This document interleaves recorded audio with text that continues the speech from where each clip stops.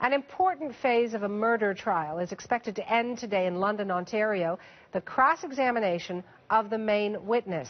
Terri-Lynne is serving a life sentence for the murder of young Victoria Stafford nearly 3 years ago.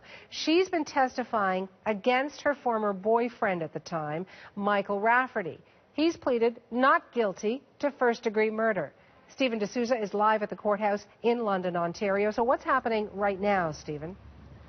Well, court just resumed about half an hour ago, and the defense has begun this morning's session by playing some music from a death rapper named Necro. And McClintic has already said that this was one of her favorite musicians, and so they played a number of songs, and the lyrics in these songs are quite vulgar, very profane, describing murder and torture and rape.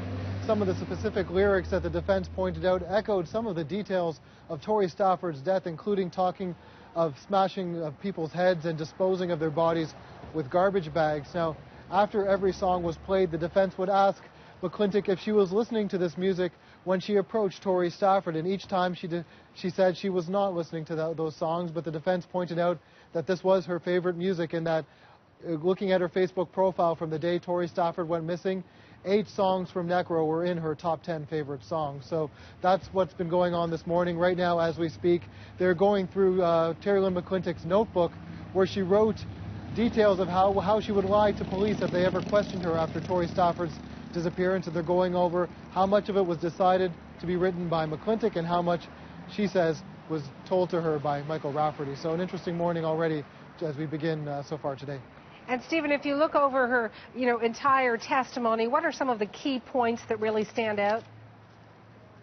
Well, really, the songs that were being played today really echoed sort of the defense's overall strategy of portraying McClintic as a woman who's very violent, full of anger issues, who's prone to doing something like killing a young girl even before she met Michael Rafferty. They spent a lot of time yesterday going over her long criminal record, talking about a number of assaults that she had, including assaults against her own mother. They pointed out 2 occasions where she assaulted her mother, one where she left her mother with a black eye and resulted in her mother losing partial vision in that eye.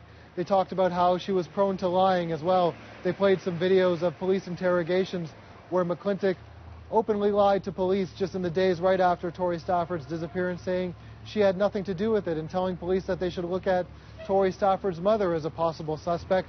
At one point yesterday, the defense called McClintic's lying to police an Oscar-like performance. So, this is an overall strategy here which is really being formulated, and we're seeing really come into clear picture now towards the end of the day. Yesterday, the defense said that not only did McClintic kill Tori Stafford, she was really the engine behind all of the events of that day. So we're seeing that come out throughout the cross-examination, which we expect could wrap up later today.